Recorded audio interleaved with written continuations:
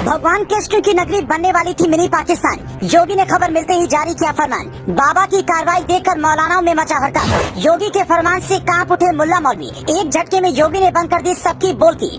फिर एक साथ सड़क पर निकले सैकड़ों बुलडोजर। जो कोई नहीं कर पाया वो योगी ने कर दिखाया। यूपी को घुसपैठ मुक्त बनाने का ऐसा अभियान चलाया, खड़े खड़े देखते रह गए ओवैसी।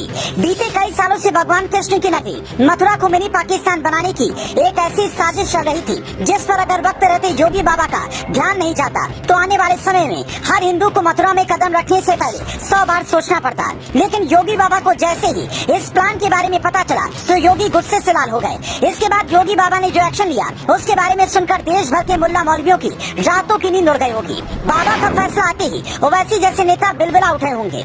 लेकिन योगी बाबा ने अवैध घुसपैठियों के इस प्लान को बर्बाद करने से पहले एक बार भी संकोच नहीं किया। कैसे योगी बाबा ने मथुरा को मिनी पाकिस्तान बनने से बचाया, इसकी जानकारी आपको इस 3 मिनट की रिपोर्ट में आगे देंगे। लेकिन इससे पहले मथुरा को मिनी पाकिस्तान बनाने का ये पूरा प्लान क्या था, इस बारे में जान लीजिए। 100 करोड़ की हिंदू आबादी वाले हिंदुओं के इस देश में आज भी उन्हें अपने प्राचीन धार्मिक स्थलों पर अपनी आस्था के अनुसार पूजा करने की इजाजत नहीं है। हिंदुओं के परम पूजनीय भगवान प्रभु श्री राम के जन्म स्थल पर मंदिर बनाने के लिए जिस तरह हिंदुओं को कई 100 सालों का इंतजार करना पड़ा, उसी तरह मथुरा को भी हिंदुओं की पहुंच से दूर करने के लिए एक बड़ी साजिश को अंजाम देने की तैयारी चल रही थी।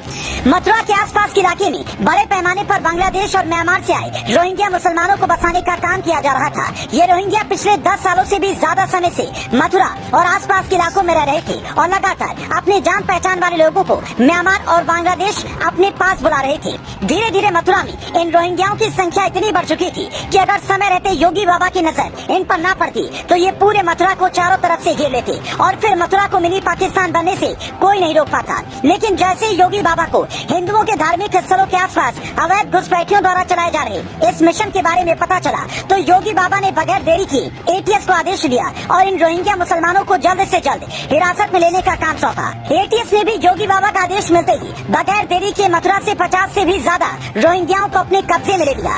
अब उनसे उनके इस षड्यंत्र को लेकर पूछताछ की जा रही है और उनके ठिकानों को ध्वस्त करने के लिए सैकड़ों बुलडोजर तैयार खड़े हैं। योगी बाबा के आदेश पर हुई रोहिंग्याओं की इस गिरफ्तारी से बाकी घुसपैठियों में भगदड़ मची हुई है और वे उन्हें यहाँ बसाने वाले उनके रहनुमाओं से मदद की भीख मांग रही हैं। लेकिन योगी बाबा के सामने आवाज उठाने की हिम्मत किसी में नहीं है। सूत्रों से मिली कुछ रिपोर्ट में दावा किया जा रहा है कि एक बड़ी साजिश के तहत इन अवैध घुसपैठियों को हिंदुओं के धार्मिक स्थलों के आसपास बसाया जा रहा है ताकि आने वाले समय में हिंदुओं को उनके धार्मिक स्थल तक पहुँचने से रोका जा सके।